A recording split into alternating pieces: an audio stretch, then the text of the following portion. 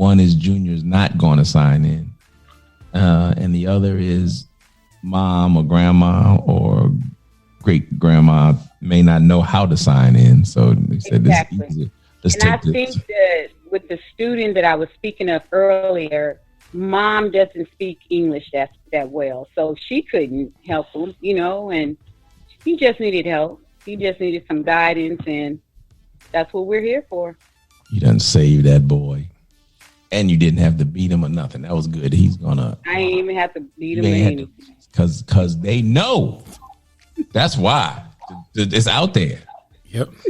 They just know not to don't mess with her. You can try that with your mom. Don't try that with her because she is not obligated to have to do nothing. But you're gonna learn this by any means necessary. You're gonna learn this stuff. And he is going to be all the better for it in all seriousness. I know we're joking around, Shannon. Oh, yeah. We plan. But I want the rest of the people to know that we plan that she is dedicated, and that whole school dedicated to doing, doing work and teaching folks who other folks didn't want to pay attention, don't want to even try to teach sometimes, or just would rather cast away. Because it's difficult. But so you are a special somebody, because I got one over here and I'm just like, she's doing her thing, thank God. But if she ever decided not to, we would just I'd be at your door with a Chromebook, dragging a cord and a Wi-Fi booster. Like, I don't know. I can't do it. Exact same thing. We doing the same thing over here, homeschooling. So he gets up, he gets his breakfast ready, and he knows it's a routine. We got to get it in. See, you and Chief, y'all had that problem. I mean, Chief is the son of educators. Wasn't no getting up, being sick. Wasn't no, I'm not going to school today. Wasn't no, none of that. Nope. None of that. And I know your kid like, oh Lord, everybody know my mama. She make everybody else. I know I got to go, but she's not gonna have it. He told me the other day, Mom, my stomach hurt. I was like, that's all right. Go to the bathroom, come back, and get on this computer. You'll be all right. Wow.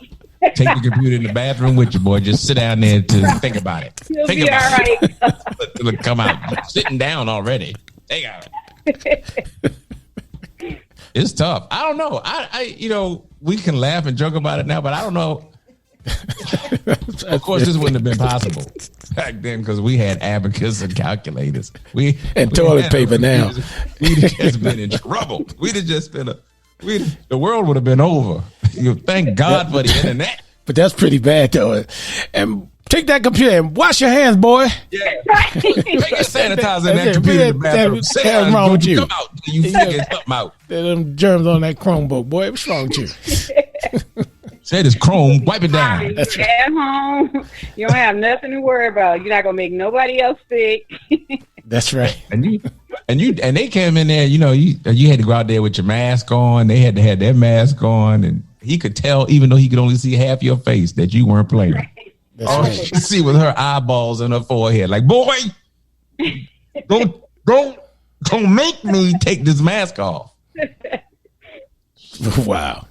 But that's hardcore though. Sitting the boy in the bathroom with his Chromebook. That's what I'm talking about. Do what you got to do. See, they got to learn. That's just hardcore. That's hardcore. I love it. See, you're gonna learn how this toilet works or something. You're gonna learn. You're gonna come out there, write a report on how the toilet works. That's right. When you come out till you write a toilet report. But you're gonna do that algebra. I don't give a damn what you do. Algebra. And take a bath while you're in there. I know you're just running the water and sprinkling it on the washcloth. No, you ain't bathing. All right. I know these cheerings. So, do you all ever have time, like, when you're teaching, do you like break down and talk about like social events and have some fun?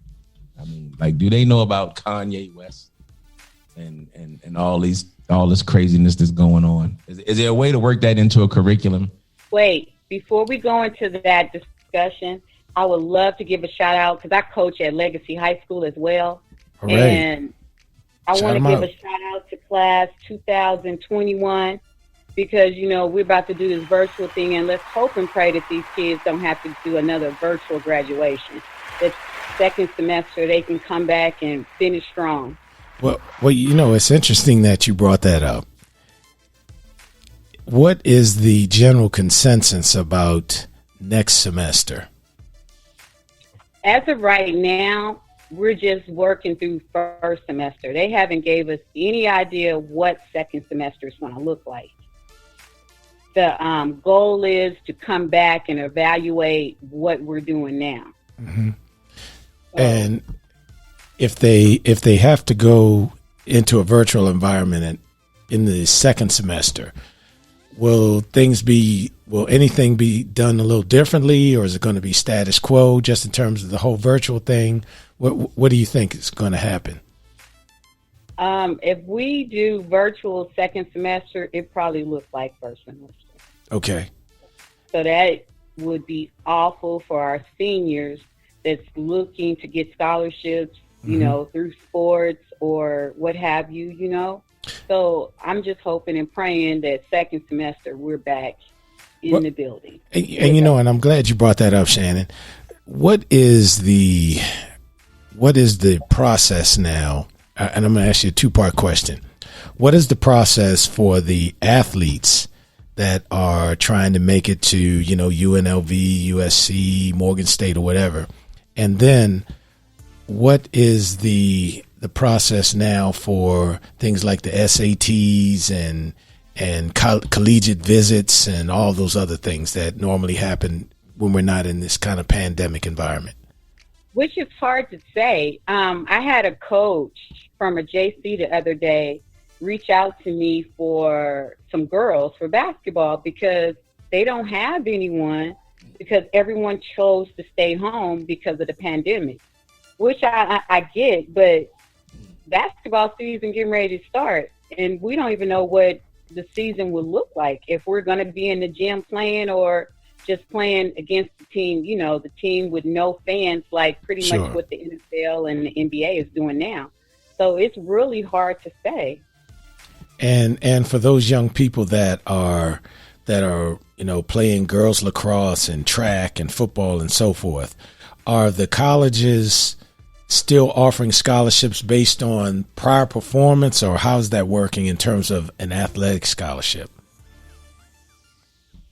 It's hard to say because, like I said, I had the coach reach out to me. He wasn't asking for film. He was like, Banks, if you just know somebody that's looking to get into school, send them my way. Oh, okay. So he didn't ask for any highlighted film. He just needs people. He needs bodies. And he's not even saying that they're still going to be able to participate this year or even practice. He didn't even, And is that common, or is that just this particular coach's situation?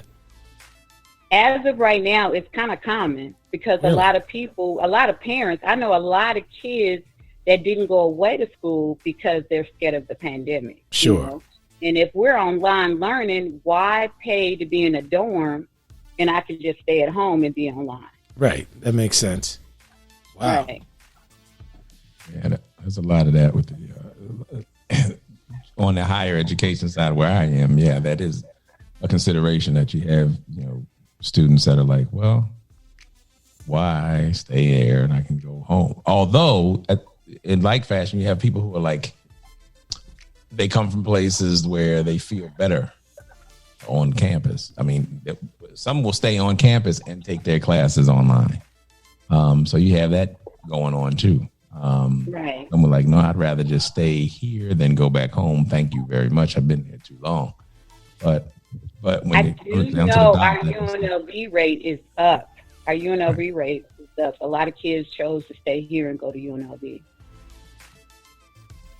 Yeah, and we had an uptick in enrollment too, because people who ordinarily would go to another school, another state or something, can't go. So they're like, right. You know what? We might as well, we're going to stay home. So you benefit on that end, but just trying to keep them and retain them will be the next thing. So it's interesting where you leave them off, we're picking them up and trying to figure it out.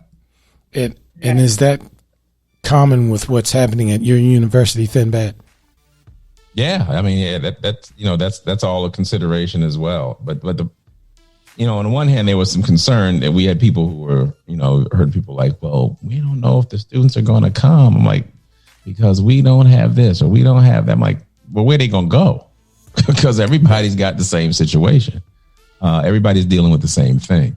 And we opened, we were one of the earlier schools to open in North Carolina. And, we've been doing pretty well. I mean, all things considered, I mean, you're going to have some cases here or there, but as far as that goes, we're knock on everything. If we can get through to Thanksgiving, we're good, because what we do is, we cut out the break, try to eliminate as many opportunities for them to go home in the meantime and bring anything back. And then if they get up to when we're actually now at midterms almost. So as soon as that's done, if we can make it to right before Thanksgiving, that's it. They don't come back until February. Oh, wow. But now we're coming up on you're coming up, well, late January for us, but most of the schools will be back to February.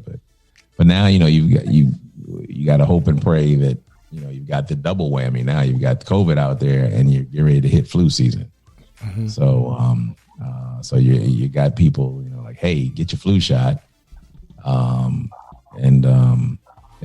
just, we just hope it, we'll see. Well, it's interesting hearing the perspective of a high school educator and a college educator. And so let me ask both of you this question. Are you, particularly for you, Thinbad, on those students that are on campus, are you seeing, I guess, signs of weariness and depression and that kind of stuff? And I would ask you the same thing, Shannon. Are you seeing any trauma building up as a result of not having the opportunity to interact with other people on a regular basis? No, I really can't say in my school. Like, when I tell you we have a great team at South, we have a really great team. Like, my social workers, they're on the phone. They even do visits to the home. Wow. And, we're not supposed to go out or anything like that. Sure. But they're really making sure that our kids got what they need to exceed through this pandemic while we're on virtual. Yeah, that's the same. I mean, you have folks, you had more so, I think, when they first came on board, it was like, oh, what do we do? We had students that were telling us, we're tired of hearing what we can't do. What can we do? Well, it's not a whole lot. I mean, and it's not our fault. It's not like we're doing it. It's just that this is the way it is. And they are, as the school year goes on, I guess maybe they get engrossed in their schoolwork. So that takes some of the time off. But when they first come in, they're like there for a couple of days. And depending on where you are, the particular city where the school is, there's not a whole lot to do in the city anyway. If you could go out, it wasn't too many places for you to go.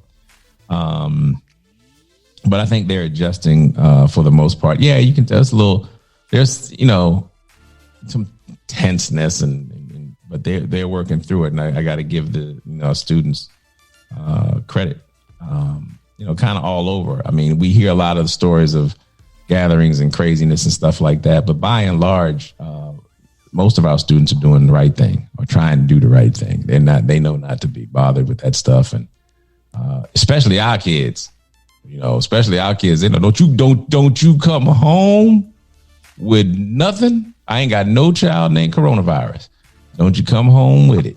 Don't you? We got room for you, and that's it. Because they got siblings at home. They got, we got different situations at home. We have our parents and grandparents, great grandparents in some cases living with us, and we ain't playing that. So stay in there, do what you're supposed to do. Hurry up, get your grades, get out, so I can stop paying this money and get a job and get a job being a virologist, so you can figure out how not to let this thing happen again. Well, before we go to the break, Shannon, can you kind of give us a few tips for our listeners in terms of things they can do to make it a little more interesting in the virtual environment? You know, what